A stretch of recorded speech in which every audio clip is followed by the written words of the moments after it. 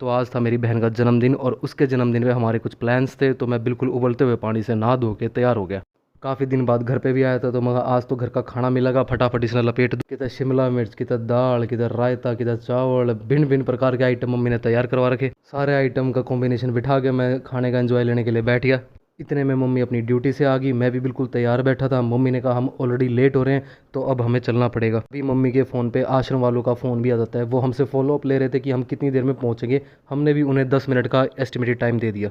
क्योंकि आज मेरी बहन का जन्मदिन है, तो सबने मिलकर डिसाइड किया था कि ओल्ड एज होम में ये लोग थोड़ा सा खाने का कुछ अरेंजमेंट करेंगे। बाहर बुलेट भी खड़ी हुई थी, तो मैं समझ गया था पापा ऑलरेडी वहाँ पे पहुँच चुके हैं। और इसी अवसर पे दादाजी भी वहाँ पर आ रखे थे। दादाजी ने अपना फ़ोन दिखाया, उन्होंने बोला मेरे फ़ोन से किसी को कॉल लगता नहीं है, इसका कोई समाधान करो। बाहर एक बोर्ड भी था जिस पे सारी डिटेल्स लिखी हुई थी कि इस इवेंट की, इस फूड की अरेंजमेंट्स किसने कैसे करवा रखी हैं। मैंने दादाजी को दिखाया, दादाजी वो पढ़कर बड़े प्रसन्न हुए। वहीं पे दूसरी साइड मम्मी उनके इंचार्ज से बैठ के अंदर सारे अपडेट ले रही थी कि खाने का सब अरेंजमेंट्स हो गए या नहीं, जैसे बात हुई थी। फिर मैं दादा को बोलता हूँ लाओ मैं बहुत बड़ा हैक करूँ, मैं आपका फ़ोन ठीक करूँगा। मैं उनका फ़ोन ले लेता हूँ और उसको स्विच ऑफ करके स्विच ऑन करता हूँ, तो उसके नेटवर्क्स आ जाते हैं वापस। वहाँ के कुछ नियम थे कि तुम अपने शूज़ अंदर नहीं ले जा सकते हो, तुम्हें दूसरे शूज़ चेंज करने पड़ेंगे, तो मैंने अपने शूज़ निकाल दिए। अंदर जाकर देखता हूँ तो बहन सबको खाना डिस्ट्रीब्यूट कर रही थी। बड़े ही मासूम चेहरे थे वहाँ पर और सभी बड़ी खुशी से खाना खा रहे थे। अभी मेरी नज़र एक लेडी पे पड़ती है जो खाना नहीं खा रही थी। मैंने उनसे पूछा क्यों नहीं खा रहे, उन्होंने बताया मेरे पास दांत नहीं है। बारी बारी करके सबको नीचे खाना बांट दिया, सबके लिए सफिशिएंट फूड था। दादाजी ने भी कोशिश की, हालांकि उनसे झुका नहीं जाता। स्पेस कम होने के कारण कुछ लोग ऊपर बैठे थे और बड़े ही सिस्टमेटिक वे से वो बैठे थे, तो हम खाना लेकर ऊपर चले गए, उनको सर्व करने लगे। बारी बारी करके ऊपर भी हर बंदे को हम खाना पहुंचा देते हैं और सभी लोग आराम से बैठ के खाने का एंजॉय लेते हैं। वापस नीचे आते हुए मेरी नज़र वहाँ की दीवारों पे जो कोट्स लगी हुई थी उन पर पड़ जाती है और जो अखबार की क्लिप्स लगी हुई थी उन पर पड़ जाती है। इतनी देर में बहन प्रसाद लेकर नीचे आ जाती है और उसकी नज़र एक छोटे बच्चे पे पड़ जाती है। वो छोटा बच्चा हेलमेट से काफ़ी ज़्यादा खेल रहा था, काफ़ी ज़्यादा खुश। अंदर जाकर देखता हूँ कि कुछ पेमेंट की बात चल रही थी। मम्मी कहती मैं पे कर दे रही हूँ, बहन कहती मैं पे करती हूँ। इतनी ही देर में पापा बाइक उठा के तैयार हो गए घर जाने को। मैंने बोला बाइक मेरे को दे दो, गाड़ी आप ले जाओ। पापा माने नहीं, तो पापा बाइक लेके घर चले गए। मैं भी अपनी गाड़ी निकाल के घर जाने लगा। आगे आगे दादाजी थे अपनी मोपेड पे, पीछे पीछे मैं था। मैंने मम्मी को बोला मुझे अपनी गाड़ी वॉश करवानी है। इतने में ही मम्मी को रास्ते में गोलू दिख गया जो हमारी गाड़ी वॉश करता है। मम्मी ने उसे बुला लिया। दादा ने लगा दिया अपनी मोपेड पे स्टैंड और उसके पीछे पीछे गोलू अपने घर पे आ गया था। मम्मी आई, मम्मी ने बहुत तारीफ़ की गोलू की कि ये बहुत मेहनती और बहुत ही बहादुर लड़का है। फिर मैंने देखा मम्मी हमारे पड़ोसी अशोक भाई के घर में घुसी हुई थी, पाइप कनेक्ट कर रखी थी। मैंने कहा मम्मी ये क्या कर रही हो। मम्मी ने कहा कि अपने घर से पानी का प्रेशर कम आ रहा है, तो इसलिए अशोक भाई का यूज़ कर लिया। फिर मैंने अंदर जाकर देखा, दीपिका अपने घर की गॉसिप्स बता रही थी। सभी लोग बड़ा एंजॉय कर रहे थे, दादाजी भी थे, पापा भी थे, सब बातचीत कर रहे थे, मज़े कर रहे थे।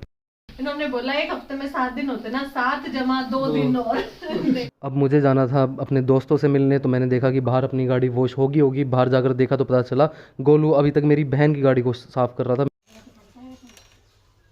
अंदर जाकर देखता हूँ दादाजी अपनी दिनचर्या बता रहे थे कि 6 बजे तो मैं चाय पी लेता हूँ और 7 बजे तो मैं नहा भी लेता हूँ। वहाँ चढ़ा पाट दिया दादाजी। बाहर जाके देखता हूँ मम्मी ठूठिया के लटक रही थी। माँ मम्मी आज मेरी गाड़ी धुलवा भी दोगे। ये सुनते ही मम्मी एकदम जोश में आ गई, कहती लटक गई ठूठिया के। माँ मम्मी टूट जाएगी ठुट्ठी। फिर जैसे तैसे करके पानी का कुछ अरेंजमेंट हो गया, मेरी गाड़ी वॉश होना शुरू होगी। फिर मैंने मम्मी को बताया आज का जो डिनर का प्लान है दीपिका के जन्मदिन का, उसका ड्रेस कोड ब्लैक है। मम्मी कहती कोई दिक्कत नहीं है। पापा रेस्ट करते करते सो गए थे जूतों के साथ। मम्मी पापा के जूता के लटक गई। 2 घंटे बाद बाहर जाके देखता हूँ माँ ईब तो धुलगी होगी। देखा था मम्मी भी लटक रही थी और गोलू भी लटक रहा था। माँ को सुत्ती डीप क्लीनिंग कर दी। और फिर मैं पहुंच जाता हूँ सनी के फार्म हाउस पे अपने दोस्तों से मिलने। लेकिन वहाँ जाकर पता चलता है मेरे सभी दोस्त वहाँ पे प्रेजेंट नहीं थे। कुछ दोस्त, ज़्यादातर दोस्त मेरे काम की पर्पज़ से इधर उधर गए हुए थे। लेफ़्ट साइड में क्रिकेट के नेट्स हैं जहाँ पर हम क्रिकेट प्रैक्टिस करते हैं, लेकिन आज क्योंकि सारे लोग वहाँ पे थे नहीं, तो हम आज क्रिकेट नहीं खेलेंगे। अंदर जाकर देखा तो भैया ने हीटर लगा रखा था। ठंड इतनी ज़्यादा थी, बेचारे जड़ाई मरे थे। माँ बाहर आ जाओ, आग लग। सारे भाई इतने शाणे, आग का मटेरियल पहले से इकट्ठा कर रखा। फटाफट हमने आग लगा दी, आग का एंजॉय लेने लगे। थोड़ा बहुत कंट्रीब्यूशन आग में मैंने भी दे दिया, लेकिन मैं थोड़ा सा केयरफुल था क्योंकि वहाँ पे सांप रहते हैं खेत में। और देखते ही देखते शाम हो गई। बड़ा ही सुंदर माहौल हो रखा था, आग जल रही थी, ठंड का माहौल था, साइड में खेत थे, भाइयों के साथ बैठा था, हंसी मजाक कर रहे थे, बातें कर रहे थे। बड़ा ही फन हुआ। सबका जाडा बिल्कुल उतर चुका था। माँ चलो अब चलते हैं अपने अपने घर।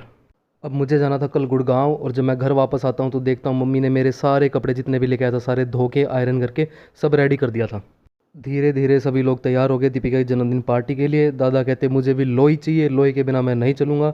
मम्मी वहाँ पे लगी लोई ढूंढने। मम्मी ने पूरा घर उधल मारा। फाइनली दादा की लोई भी होगी। दादा को लोई मिलते ही दादा एकदम से प्रसन्न हो गए। माँ फटाफट गाड़ी में बैठ लो सारे। गाड़ी में बैठने पे दादा कहते कि वापस आते टाइम तो धुंध ज़्यादा हो जाएगी। मैं कोई बात नहीं, जल्दी आ जाएंगे, ज़्यादा टाइम नहीं लगाएंगे। वहाँ पहुँच देखता हूँ कि बहन ऑलरेडी पहुँच चुकी थी, मोनिका दीदी भी आ चुकी थी और पूरी बच्चा पार्टी भी आ चुकी थी। एक तरफ सभी लोग मज़े कर रहे थे, लेकिन दूसरी तरफ मैंने देखा मौली एक कोने में बैठी है नाराज़ होके। मौली से मैंने बात करने की कोशिश की, लेकिन मौली ने मुझे भाव नहीं दिया, तो मैंने मौली को टॉफ़ी दी। अर्शदीप अभी काफ़ी छोटा है, तो जब भी मैं अर्शदीप से मिलता हूँ वो मुझे पहचानता नहीं है, काफ़ी ज़्यादा लॉस्ट हो जाता है। वहीं पे मौली को मैं फिर से एक बार मनाने की कोशिश करता हूँ, फिर से एक टॉफ़ी देता हूँ। मैं उनसे पूछता हूँ कि आप किससे परेशान हो, क्यों नाराज़ हो, तो वो बताती है वो अपनी बड़ी बहन से गुस्सा है। फिर मिष्टी आ गई। मिष्टी ने बोला आप टेंशन मत लो, मौली को सिर्फ मैं ठीक कर सकती हूँ, मैं ट्राई करती हूँ। मिष्टी लगी मौली को मनाने, लेकिन मानने की बजाय मौली उल्टा उस पर गुस्सा होकर उसकी पिटाई कर दी और वो लड़ाई धीरे धीरे वर्ल्ड वॉर 3 में कन्वर्ट होगी। मौली और ज़्यादा गुस्सा हो गई। वहीं पे दूसरी तरफ अर्शदीप अभी भी कंफ्यूज था कि अजीब इंसान कौन है। फिर मैं देखता हूँ पूजा काफ़ी ज़्यादा खुश है, तो वो मेरे को बिल्कुल भी बर्दाश्त नहीं हुआ। मैं उसकी थोड़ी सी लेग पुलिंग करने लगा। अब मौली के सामने बहुत बड़ा चैलेंज आ गया, क्योंकि खाना आ चुका था। तो मौली के सामने एक तरफ तो था गरम गरम खाना और दूसरी तरफ थी मौली की नाराज़गी। तो मौली ने ऑब्वियसली खाने को चूज़ किया। फिर मैंने दादा को बोला दादा आज आपको एक स्पेशल कॉफ़ी ट्राई कराता हूँ। दादा ने कॉफ़ी ट्राई की। दादा कहते तो नॉर्मल कॉफ़ी है।